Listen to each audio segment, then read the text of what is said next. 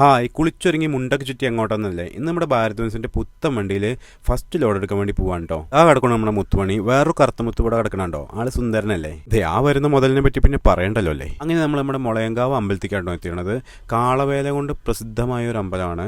വലിയ വലിയ കാളകളൊക്കെ ഇതിനകത്തേക്ക് കയറ്റാറുണ്ട്. അതുകൊണ്ട് തന്നെ വലിയ വണ്ടികൾക്ക് കയറാനും ഉള്ള വലിയൊരു കവാടം തന്നെ അതിന് മുമ്പിലുണ്ട്. അങ്ങനെ നമ്മൾ പൂജയൊക്കെ കഴിഞ്ഞ് കല്ല് കയറ്റാൻ വേണ്ടി കോറിയിലേക്ക് വന്നു.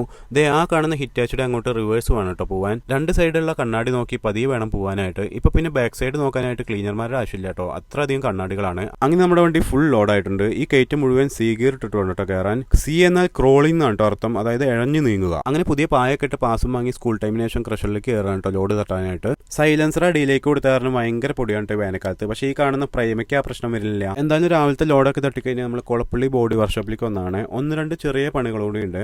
നമ്പർ പ്ലേറ്റ് ഫിറ്റ് ചെയ്യുക, ഒന്ന് രണ്ട് സ്റ്റെപ്പ് എക്സ്ട്രാ വെക്കുക. അങ്ങനെ ഈ വണ്ടിക്ക് വലിയ സ്റ്റിയറിംഗ് ആയതുകൊണ്ട് തന്നെ തിരിക്കാനൊക്കെ ഭയങ്കര ഈസിയാണ് കേട്ടോ. മാത്രമല്ല ഒരു ഹെവിനെസ് ഫീൽ ചെയ്യുന്നുണ്ട് ഇത് ഓടിക്കുമ്പോൾ. അങ്ങനെ ഒരു ചെറിയ ഗ്യാപ്പ് ഉണ്ടായിരുന്ന സ്ഥലത്തേക്ക് നമ്മൾ കുത്തി തിരികെ നമ്മുടെ വണ്ടി കയറ്റിയിട്ടിട്ടുണ്ട്. ഇനി ഒന്ന് പോയി റെസ്റ്റ് എടുക്കണം. ദേ വൈഫ് എന്നെ പിക്ക് ചെയ്യാൻ വന്നിട്ടുണ്ട്. അപ്പോൾ പുതിയ വിശേഷങ്ങളായിട്ട് വീണ്ടും വരാം കേട്ടോ. Good bye.